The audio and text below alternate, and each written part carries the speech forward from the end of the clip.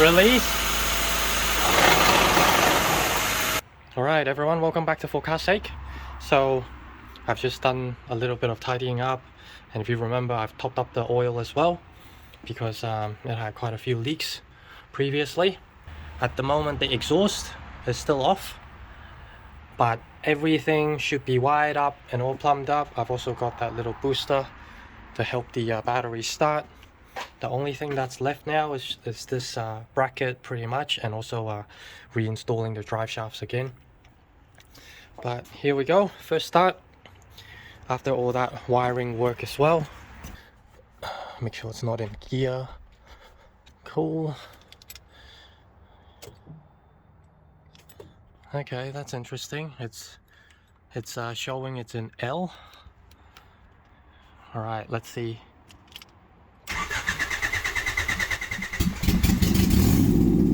Hey!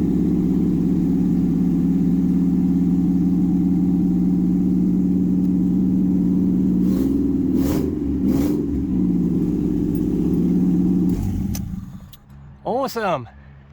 So all that wiring work has done it. I'm not too sure why it thinks it's in. Wonder if it has to do. Oh yeah, there it is. Now it should think it's in park. Let's have another look. No, now it doesn't know where it's at.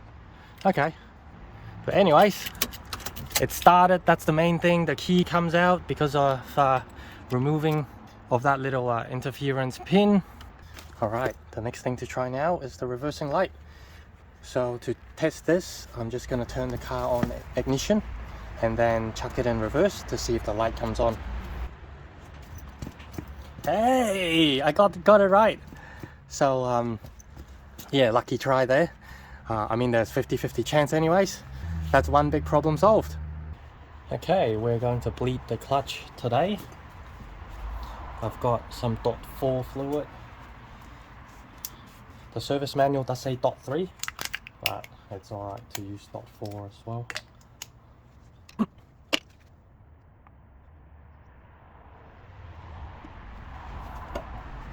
So I'm just topping that up, and then over here I've fitted the rubber boot first as well, and I've just put a hose down to the bottle there as well to catch any excess fluid.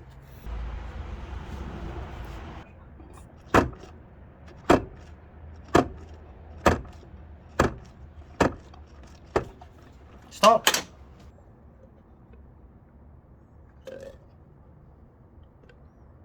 Go again. Okay, go again. 3 pumps, then hold. Hold. And while that is being held down, release. Okay, again. Hold.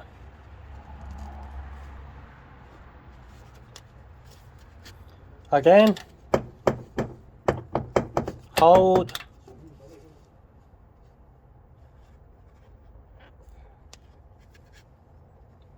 Again.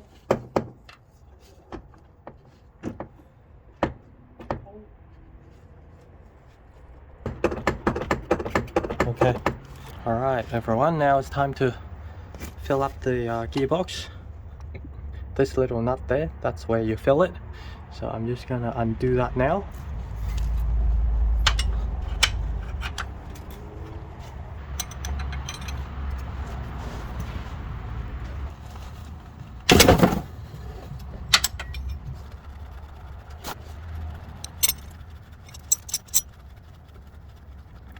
Now that you have the fill hole exposed, you need to grab a hose to then feed the oil in.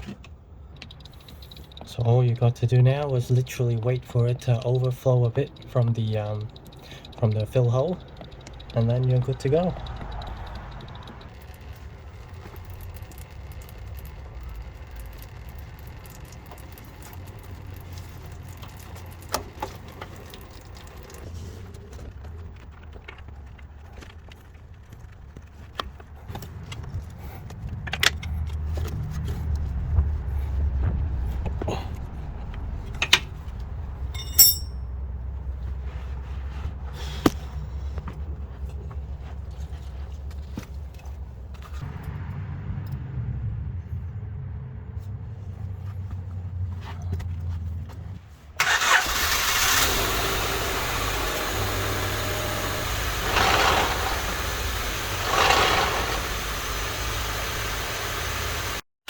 Release.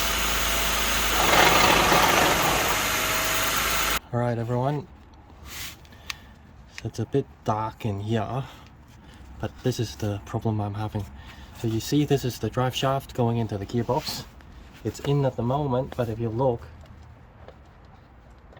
there's actually a lot of play, and for whatever reason this S20 gearbox is running a bigger drive shaft. So I can show you what I mean. Alright, so this here on the left is the drive shaft that came with the gearbox, and if we have a look, it's 27 mil. And when we look at this one, straight away, it's 25. So there is a 2 mil difference. And not only that, this section here, where it sleeves into the gearbox and keep the oil in, this here is basically 40 mil, and this one here, yeah, and this one here is only 35. So that's why this drive shaft is just spinning within the gearbox, making that horrible grinding noise. So this S20 came from a D16A8, which has a double overhead cam D series engine, non-VTEC obviously, and it looks like it runs like a B series drive shaft for some reason in this S20. And as you know, the B series on the other side of the gearbox also runs a mid shaft before another drive shaft. So yeah, I'm really not sure what to do now. I just never thought the D16A8 was going to have a unique S20 gearbox. So yeah, hopefully you guys can see that, but yeah, it is S20, but the drive shafts are different. So what I'm going to try now is remove both drive shafts and try to run the gearbox. Obviously plug in the 2 holes with a bit of rag, and if it works, then obviously that has proven me correct. And if it runs without any noise, then obviously I know it's just the drive shaft. But if it runs and it still makes that horrible grinding noise, then I know there's something wrong with the gearbox as well. So yeah, not something I'm really happy about, because that means the gearbox have to come out again. Alright, here we go, second try. So I've just removed the drive shafts. Let's see if it still makes that horrible noise.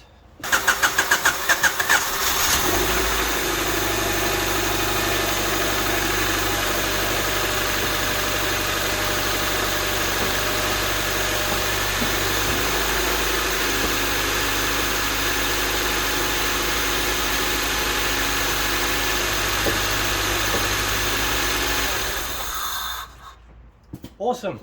Not sure if you guys can tell, but just then I was doing what made that horrible noise before, pumping the clutch in and out in neutral, and it's gone. So it looks like I'm gonna have to run the other drive shafts. So one thing that's interesting is I'm gonna have to run this mid shaft as well, and I had a quick look underneath. There is actually providing for this to mount this mid shaft on the D15Y5. I was a bit surprised to find them, so let's see how I go. Thank you very much for watching, guys, and if you guys were as surprised as me to find out about this, make sure you give me a thumbs up and give me a comment. Cheers, and I'll catch you in the next one.